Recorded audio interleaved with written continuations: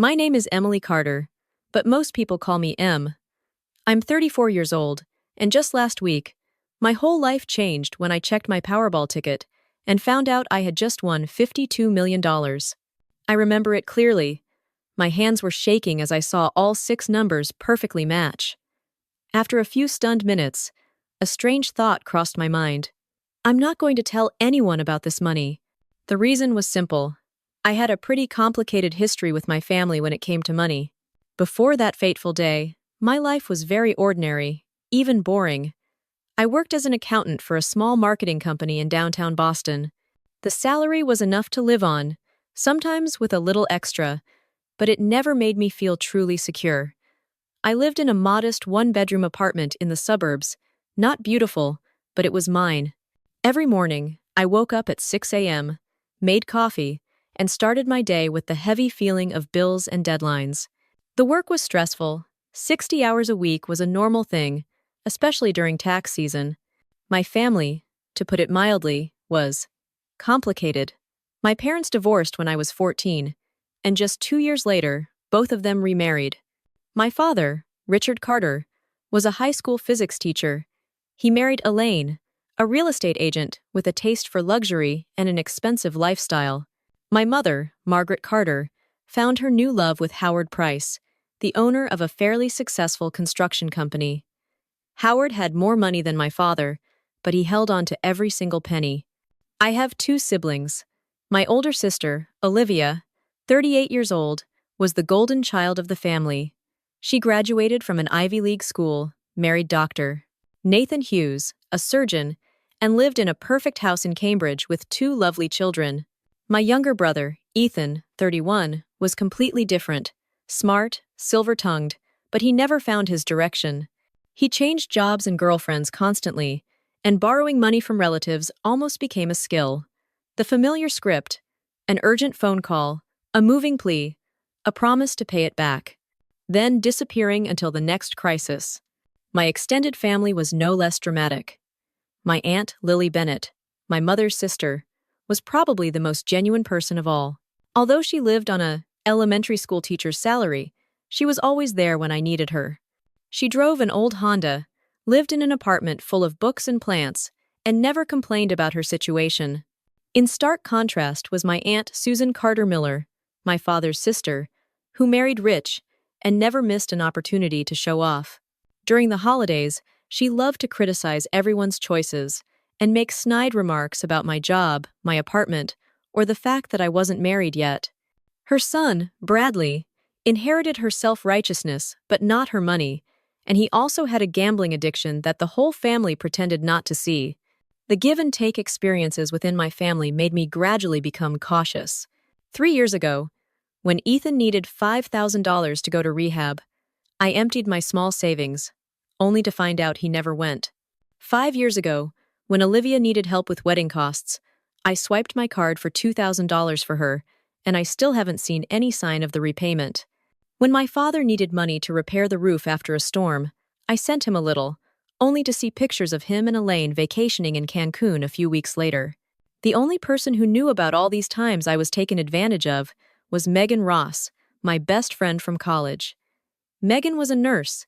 She understood what it was like to struggle, and she never judged me. She was the voice of reason when I started to become bitter, reminding me that not everyone was taking advantage of me. At work, the situation wasn't any brighter. My boss, Arnold, often took credit for my work in client meetings. My colleague Derek often left early, leaving me to clean up the mess, but he was always the one who got rewarded. I still kept my head down and worked, hoping one day I would be compensated. Buying lottery tickets was my only small pleasure, a weekly habit that my family often ridiculed. My mother called it a tax on people who can't do math. Ethan said I should just give him the money so it wouldn't be wasted. My father would lecture me about probability and statistics. But for me, the lottery ticket was a small bit of hope, a tiny chance to escape this difficult cycle. That day, my 34th birthday, after enduring another long week of my boss taking credit for my work, I stopped by Joe's convenience store as usual. "Happy birthday, Emily." He smiled as I walked in. "Thanks, Joe." "The usual. And one extra for luck," I replied, giving him $20 instead of $10. It's your birthday. Who knows? Maybe today's your day. He winked, handing me a few tickets. Instead of letting the machine choose random numbers like I usually did, I chose numbers associated with important people in my life, even the ones who had hurt me. That evening, I ate takeout Thai food, opened a bottle of wine Megan had given me, and turned on the television, but didn't pay attention to the drawing at 8 p.m. At 8:30, I picked up my phone to check the numbers, not expecting anything more than a few consolation dollars. The first number matched. I smiled.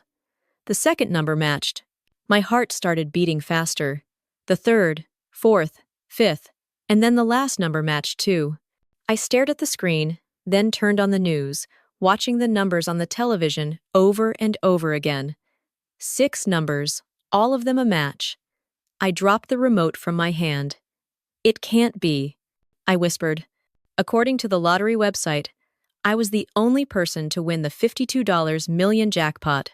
After federal and Massachusetts state taxes, I was left with about $31 million, a number far beyond my wildest dreams. That night, I didn't sleep. I read every story about lottery winners, many who lost everything. Just a few years later, families torn apart by greed. One article called it, "The fastest way to lose everything you cherish." As dawn broke, I had made my decision. I would accept the money but not tell anyone. Not my parents, not my siblings, not even Megan. At least, not yet. I needed time to make a plan before others tried to make decisions for me. The next morning, I took the day off work, for the first time in 3 years, and made an appointment with Michael Grant, a lawyer specializing in setting up trusts and asset management. His office was in a tall building in downtown Boston. I sat in the waiting room, clutching my purse with the ticket inside, feeling like an imposter. "Miss Carter?" A warm male voice called out. Michael was in his 50s, with salt and pepper hair and silver-rimmed glasses. "Hello, I'm Michael Grant. How can I help you today?" I took a deep breath, placed the ticket on the table. I need to know how to claim this money without anyone knowing it's me. He looked at the ticket, his eyes widening slightly.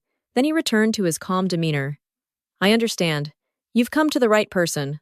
For the next 2 hours, he explained that the state of Massachusetts allows winners to claim money through a blind trust, a type of trust that helps keep the identity confidential.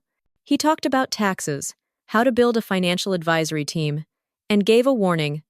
The biggest mistake is telling too many people too soon. Once the information is out, you can't take it back. I nodded. I want to do this right. I don't want this money to ruin my life.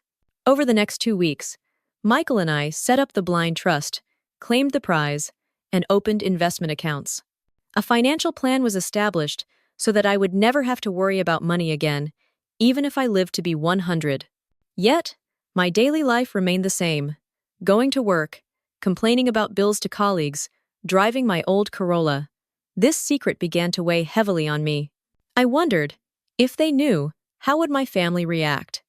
Would they be happy for me, or would they see me as a human ATM? An idea came to me as I lay staring at the ceiling one sleepless night. I would test them. I would create a financial situation just serious enough to need help, but not so absurd that it was unbelievable. The plan was as follows. I would say the company had suddenly gone bankrupt after losing a major client, and I had lost my job and my last paycheck. I would say I needed $5,000 to pay my rent and medical bills, and I would promise to pay it back when I found a new job. I made a list of the people to test. My mother Margaret and my stepfather Howard, my father Richard and my stepmother Elaine, my sister Olivia and her husband Nathan, my brother Ethan, my Aunt Susan and her son Bradley, and my Aunt Lily. They had all been helped by me financially or emotionally at some point. That evening, I invited Megan Ross over for dinner. Sitting on the balcony with 2 glasses of red wine between us, I said, "Megan, I'm going to do a kind of experiment with my family." She frowned. "What kind of experiment?" "I'm going to pretend I lost my job and need money.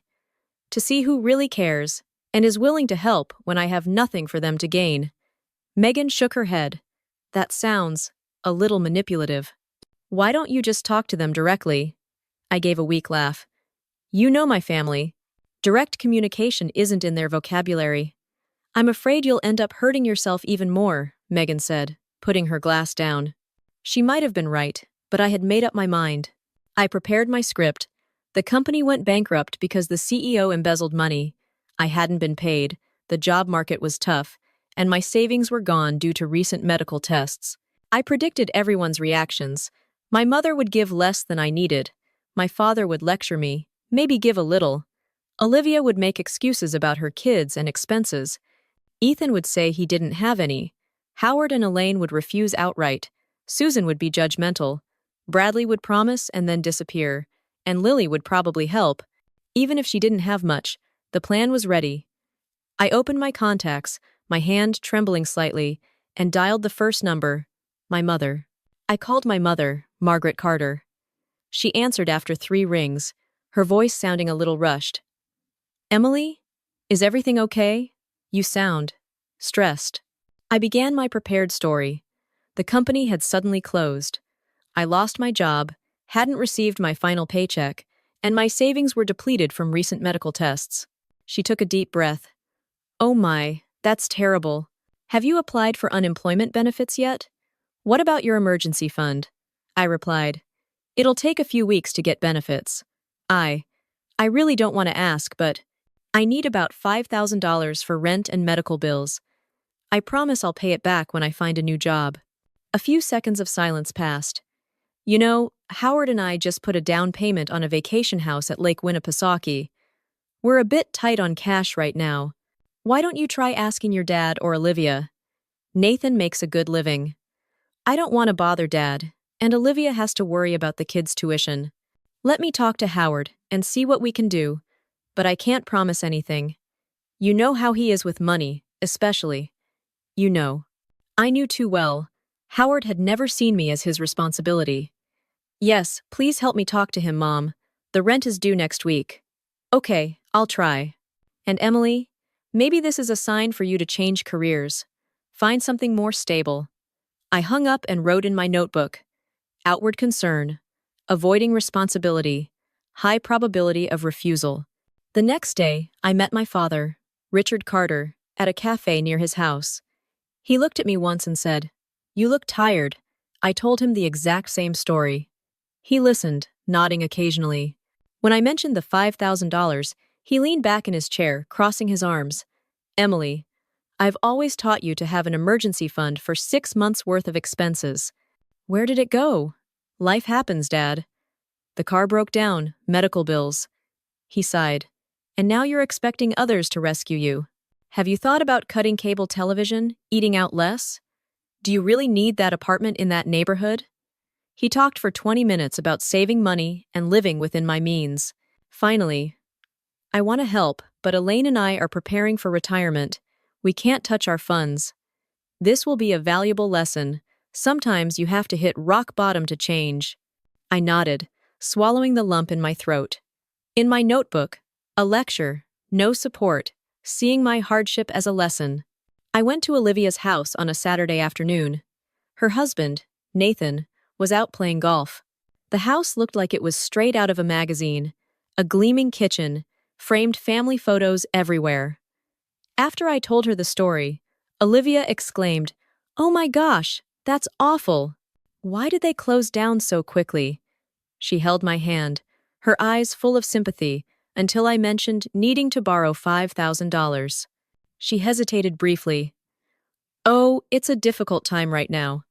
Last month, we bought a new Audi, paid for the kids' tuition, and we're renovating the main bathroom. Nathan handles the finances, and he's very strict. I understand. If it wasn't urgent, I wouldn't have asked. Let me talk to Nathan and see if we can help with a little less. Or you can stay here temporarily. The guest room is full of stuff, but we can clear it out." I thanked her and politely declined. In my notebook, short-term sympathy, financial excuses, low probability of help. I sent a text message to Ethan explaining my situation. The only response was, "Bummer. I'll call you back." And he never did. When I called him back, his phone was off or went to voicemail. In my notebook, disappeared, no response. I called Elaine. Her voice was as cold as ice. "Emily, I understand things are difficult for you, but Howard and I are not in a position to help. You should learn to manage your money better. Why don't you get a roommate? I gently reminded her that last year I helped them with the renovation costs for their vacation house. She snapped, "That's a family asset that you also benefit from," when in reality, I had only been invited there once in 5 years. Notebook. Flat refusal, blaming me. I didn't expect anything from my stepfather Howard, and I was right. "You're not my child. You should choose a higher-paying career." And then he hung up. Initially, Bradley was sympathetic, and he made an appointment to give me a check. But an hour before we were supposed to meet, he texted, "Something urgent came up, let's reschedule," and disappeared. And then it was my Aunt Susan's turn. I listened to her entire monologue. "I always said your job wasn't stable. You should have taken the bank job after graduation. Look, everyone goes through tough times without begging for help." That afternoon, Olivia texted me to tell me that Susan had told everyone that I was bankrupt because of my extravagant spending. Before I even had a chance to call Lily Bennett, she contacted me herself after hearing from my mother. Her voice was full of concern. "Emily, are you okay? I heard you lost your job. Will you have lunch with me tomorrow?" We met at a small diner near her house. She was the same as always, her graying hair neatly tied back, a cardigan, and a gentle smile.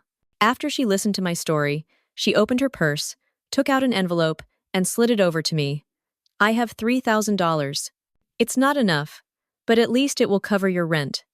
If you need it, my house always has a place for you." I was speechless. "Aunt Lily, I can't. This is too much." "Nonsense. That's what family is for. I have a sofa bed. I don't lack anything." Tears welled up in my eyes. I confessed the truth. I still had my job. I just wanted to know who would help when I was in trouble. She was silent for a few seconds and then said, "I'm not angry, just sad that you felt you had to do something like this. But I understand. Our family hasn't always been kind to you." I said, "You were the only one willing to help. Everyone else, they all refused." She took my hand. When giving is inconvenient, a person's true nature is revealed. I told her about the $52 million and that she was the first person to know. She gave a gentle smile. "I don't need anything. I just want you to be at peace. But if you want, use the money to do good."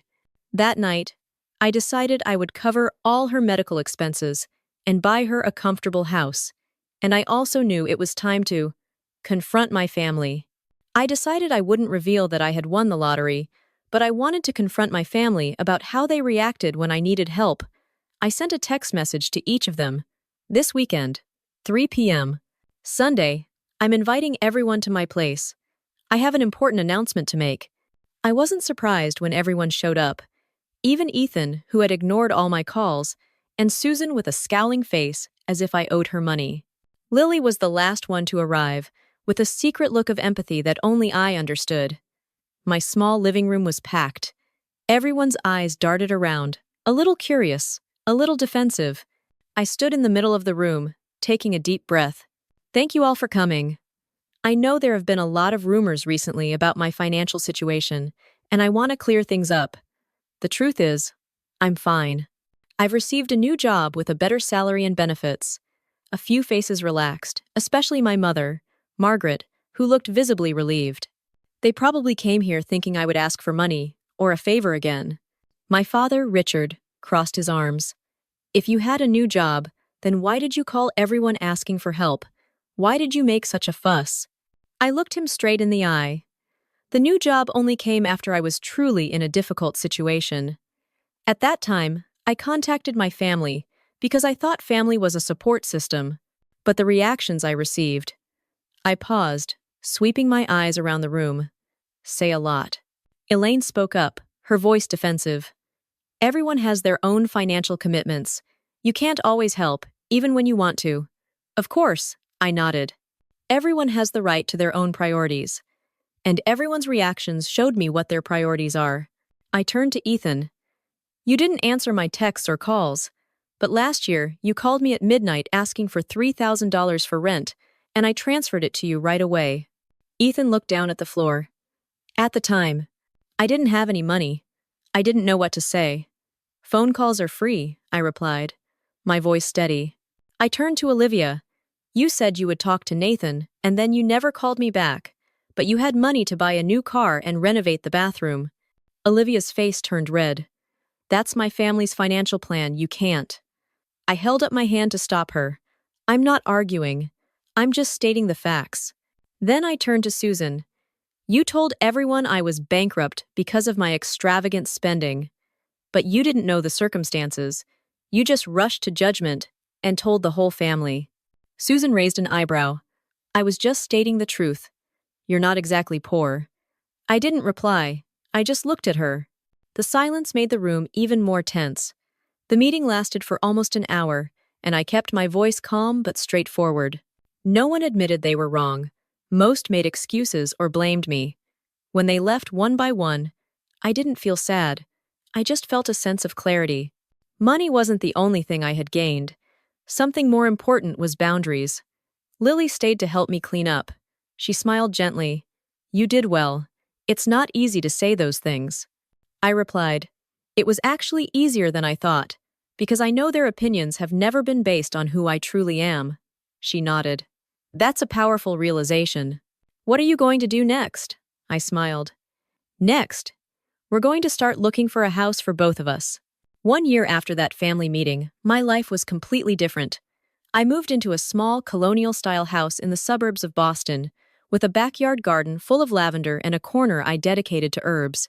Every morning, I step out onto the porch, holding a hot cup of coffee, breathing in the smell of the damp earth, and feeling an unusual sense of peace. Just a few streets away is Lily's new house, a cozy one-story home with wide doorways to make it easier for her to get around on days her feet ache from diabetes.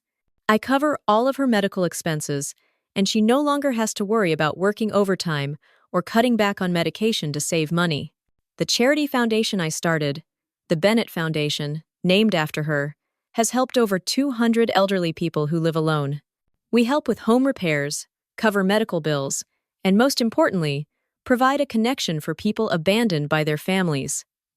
Megan eventually found out my secret and agreed to become the program coordinator.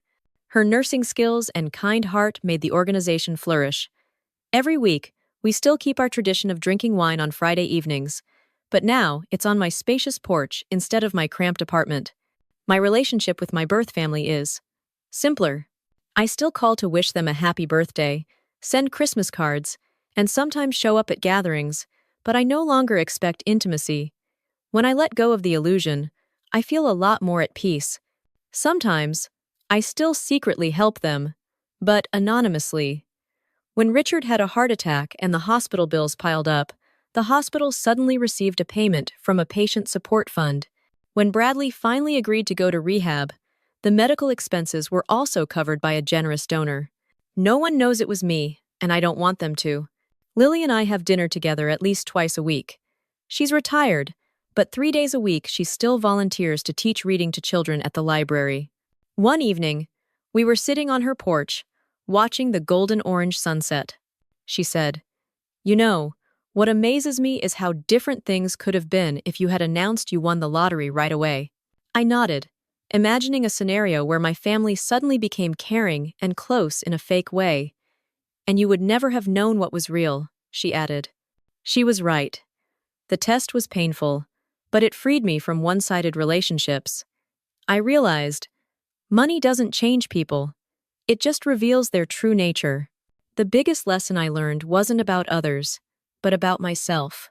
Before, I valued myself by what I gave away, believing that love and acceptance had to be bought with sacrifice.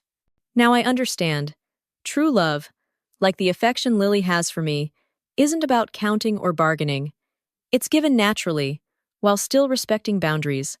At first, I kept the secret because I was afraid money would ruin my relationships. Unexpectedly, that secret purified them, leaving behind what was most genuine. Now, my life is rich in a way that can't be measured by numbers. I have purpose. I have people who truly care, and I have a peace I never knew before. Lily placed her hand on mine, smiling. You did a good job, Emily. Not just with the money, but with what you've learned. I smiled back. I had a great teacher. We sat there, watching the sunset, the sky turning pink and purple. I thought about the journey from the day that lottery ticket fell into my hands, from the shock, the rejections, to the joy of creating something meaningful from an unexpected stroke of luck. The money changed my life, but the most valuable thing it gave me wasn't the numbers in my bank account, but the freedom to choose who is worthy of being in my life.